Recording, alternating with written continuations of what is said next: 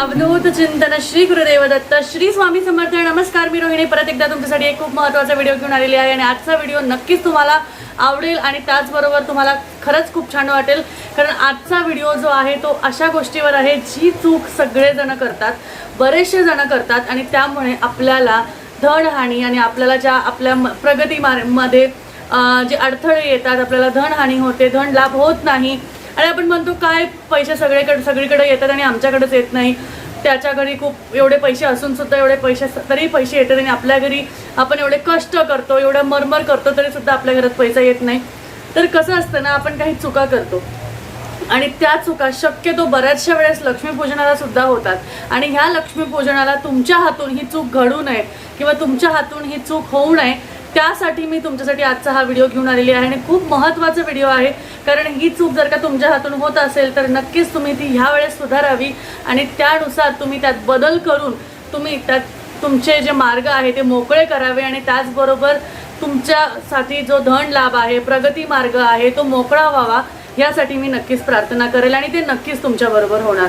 तर बघा कसं असतं ना, आपण लक्ष्मीपूजनासाठी बऱ्याचशा वस्तू आणतो, बऱ्याचशा गोष्टी आणतो, बरीचशी तयारी करतो, सगळ्या गोष्टी करतो, मनभावे प्रार्थना करतो, पूजा करतो, अगदी पूजा विधी जशी सांगितली आहे, जशा गोष्टी सांगितल्या गेलेल्या आहेत तशा पद्धतीने करतो, पण तरी सुद्धा इतकं सगळं करून सुद्धा आपल्याला त्याचा लाभ होत नाही ना, तर तेव्हा आपल्याला जरा वाईट वाटतं आणि अशा वेळेस आपल्या हातून न कळत ज्या चुका घडतात त्या खूप चुकीच्या असतात, त्याच कारणीभूत असतात ह्या सगळ्या गोष्टींसाठी।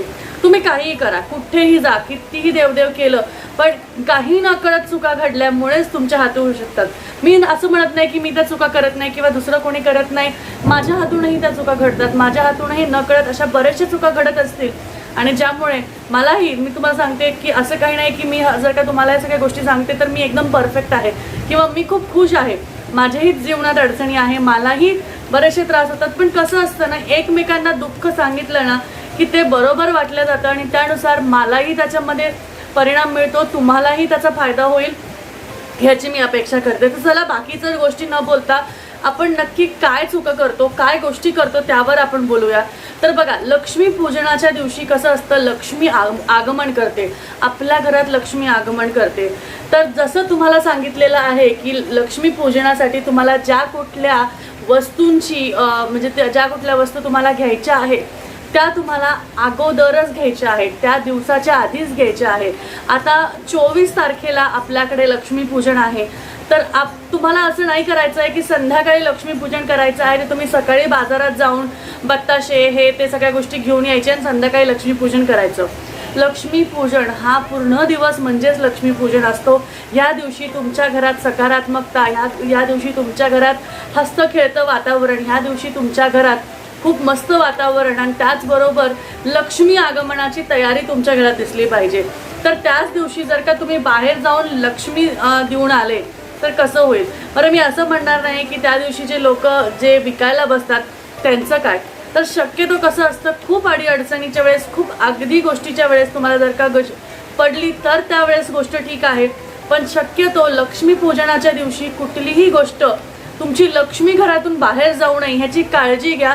जास्तीत जास्त मोठी लक्ष्मी, जसं तुम्ही एखादी नवीन वस्तू आणली आहे तर ते तुम्ही आधी बुक करून ठेवू शकता आणि त्या दिवशी घेऊन येऊ शकता, असं करू शकता, पण त्या दिवशी पूर्ण अमाऊंट देऊन तुम्ही ती वस्तू आणताय, समजा तुम्ही टीव्ही आणला, फ्रीज आणला, तुम्ही गाडी आणली, तुम्ही घर घेतलं, या सगळ्या गोष्टी ज्या असतात या तुम्हाला आधी करायच्या असतात। तर सगळ्यात महत्त्वाचं पहिली गोष्ट की तुम्हाला आपल्या घरातली लक्ष्मी बाहेर जाऊन द्यायची नाही आहे, तिची साठवण करायची आहे आणि तुमच्या लक्ष्मी पूजनात कमीत कमी एक गड्डा, मी म्हणेल नोटांचा गड्डा तुम्हाला ठेवायचा आहे लक्ष्मी पूजनात, कारण तो धन आहे। आजकाल कितीही डिजिटल मनी झालं तरी नोटांना आपल्या धनतेरसच्या पूजेत आणि लक्ष्मी पूजनाच्या वेळेस ठेवणं गरजेचं आहे, कारण आपलं ते धन आहे। डिजिटल मनी किती जरी आलं तरी शेवटी धन हे धन असतं आणि त्याचमुळे ते धन दिसलं पाहिजे, त्यामुळे आपल्याला ते पूजेत ठेवायचं आहे आणि ते आपल्या घरात जाऊ द्यायचं नाहीये। दुसरी सर्वात महत्त्वाची गोष्ट ज्यासाठी मी आजच्या व्हिडिओचा सगळा हा साठा लोटा घातलाय तो म्हणजे की मी बऱ्याचशा वेळेस बघितलं आहे की लक्ष्मी पूजनाच्या वेळेस जसं आपण ऊस ठेवतो, ऊसाची जी हे ठेवतो आपण, त्यावेळेस मी बऱ्याचशा लोकांना बघितलं आहे की तेव्हा ते बोळके पुसतात, सगळ्या गोष्टी त्याच्यावर बत्ताशे लाह्या वगैरे टाकतात आणि त्या उसाच्या शेजारीच लक्ष्मी जी आहे म्हणजेच आपली केरसुणी, जो झाडू आपण विकत घेतो किंवा आपण केरसुणी जो विकत घेतो किंवा आपली शिरई जी आपण विकत घेतो ती त्या उसाच्या ह्याच्याबरोबरच उभी ठेवतात. तर ती उभी ठेवायची नाहीये. लक्ष्मी पूजनाच्या वेळेस कधीच तुमची केरसुणी उभी ठेवायची नाहीये, कुठेही असू दे. इवन मी तुम्हाला सांगते, लक्ष्मीपूजन जरी नसेल, तुम्ही तुमच्या घरात साफसफाई जरी करत असाल तर तुमची लक्ष्मी ही जमिनीला टेकलेली हवी, जमिनीला ठेवलेली हवी, पूर्ण व्यवस्थित खाली ठेवलेली हवी. ती कधीच उभी करून ठेवू नये, कधीच ती अशी उलटी म्हणजे तिचं शिरईचं तोंड खाली आणि टोक वर किंवा टोक खाली असं म्हणजे उलटी कोणत्याच बाजूने ती उलटी ठेवू नये.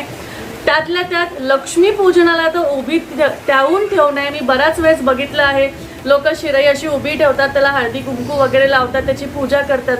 उभी लक्ष्मी असं मानलं जातं त्याला. ती उभी आहे आणि ती कुठल्याही पावलाने लगेच जाऊ शकते. याच्यामुळेच आपण म्हणतो की कधीच लक्ष्मीचा उभा फोटो नसावा, ती बसलेली असावी, की मांडी घालून व्यवस्थित बसलेली लक्ष्मीचा फोटो आपल्या घरात असावा.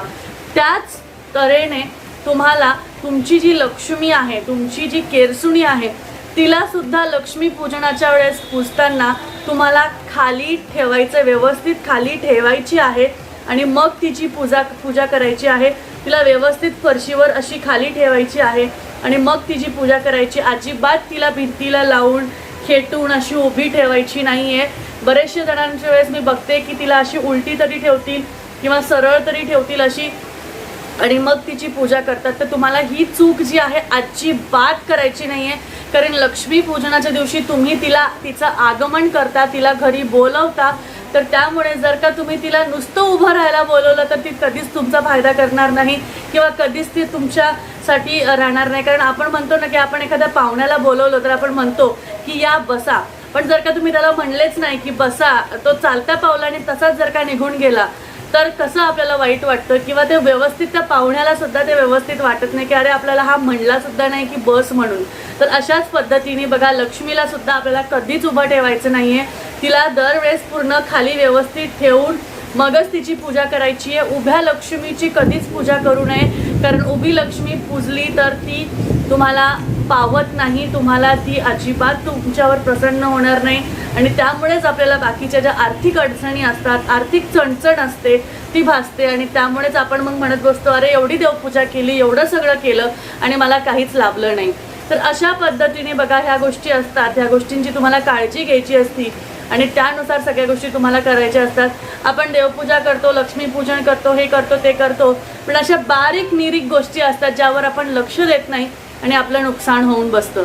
तर बघा, तुम्हाला ह्या गोष्टींची काळजी घ्यायची आहे.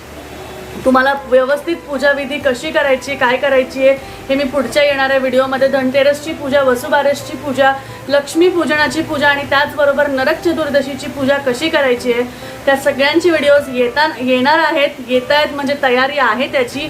नक्कीच त्या व्हिडिओला बघायला विसरू नका आणि त्याचबरोबर आपल्या चॅनलवर नवीन असाल तर व्हिडिओ नक्कीच आवडला असेल तर लाईक करा, शेअर करा, चॅनलला सबस्क्राईब करा, म्हणजे येत्या सगळ्या व्हिडिओजची नोटिफिकेशन तुम्हाला नक्कीच मिळेल. तर आजच्या व्हिडिओमध्ये बस एवढंच. भेटूया परत एकदा पुढच्या छानशा व्हिडिओमध्ये. तोपर्यंत काळजी घ्या. अवधूत चिंतन. श्री गुरुदेव दत्त. श्री स्वामी समर्थ. जय जय स्वामी समर्थ.